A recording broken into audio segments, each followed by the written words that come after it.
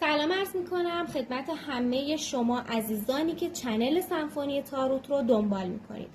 خب میخوام امروز با تاروت یک فال کامل احساسی بگیرم برای کسایی که توی رابطه احساسی هستن و میخوان بدونن که حس طرف مقابلشون بهشون واقعیه یا نه. کلا میخوان در مورد رابطه احساسیشون همه چیز رو بدونن. خب نیت کنید اسم خودتون و اسم طرف مقابلتون رو توی دلتون 3 بار تکرار کنید و اون شخص رو در مقابل خودتون مجسم کنید و انرژی بفرستید ببینیم که تاروت برای شما چه پیشگویی رو داره. خب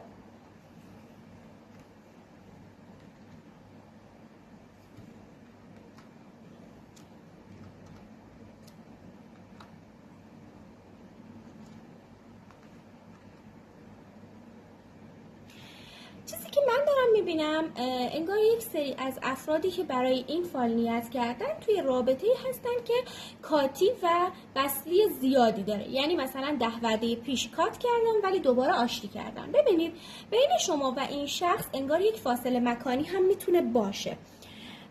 از سمت این شخص تا یک وعده آینده کسانی که اگر رابطتون کات شده یا رابطتون سرده یک تماس تلفنی دارید که ممکنه پیشنهاد دیدار هم توی اون باشه، اما به دلیل یک سری اختلافات و یک سری حالا کشمکش ها ممکنه که دوباره رابطه از حالت تعادل خارج بشه و بخواد به کاتی بیانجامه. خودتون انگار از ادامه دادن این رابطه میترسید و ناامید هستید، اما همچنان هم دوست دارید که ارتباطتون رو با شخص مقابل حفظ کنید و حتی اگر این شخص بهتون پشت کنه بره کاملا شما بهش وفادارید و خیلی بهش فکر میکنید. اما متاسفانه توی رابطه شما من دارم رقیب میبینم، یک شخص سوم میبینم که قصد خراب کردن رابطتون رو داره که میتونه متولد مهر خرداد بهمن ماه باشه و زنی هست بسیار زیرک اما زبان تند و تیزی داره و بسیار مکار و سیاستمدار هست این خانم و میدونه که باید چجوری شخص احساسی شما رو رام خودش کنه.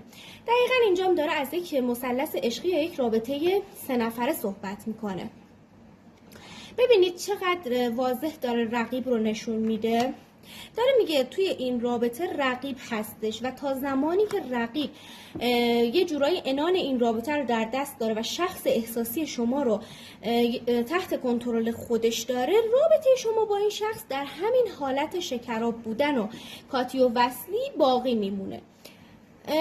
میگه که شما خیلی به این رابطه امید بستید و سعی و تلاش دارید که رابطه رو حفظ کنید و به سمت جدی شدن این رابطه رو پیش ببرید.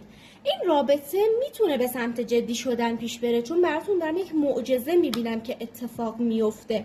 حالا یه سریاتون ممکنه که مثلا شمع تراپی کنید، نظری کنید که حاجت روایی روش افتاده. دقیقاً ببینید کارت کائنات افتاد. میگه شما 2 نفر حلقه احساسیتون هم با هم جفته، یعنی توی تال سرنوشت همدیگه هستید به شرطی که این رقیب اجازه بده و هی این شخص رو نخواد از شما دورش کنه.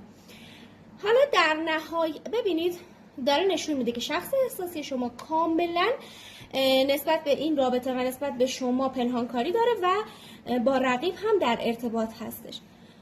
خودتون رو دارم میبینم که پیوسته به این شخص فکر میکنید و مدام چکش میکنید و دوست دارید که ازش خبردار بشید.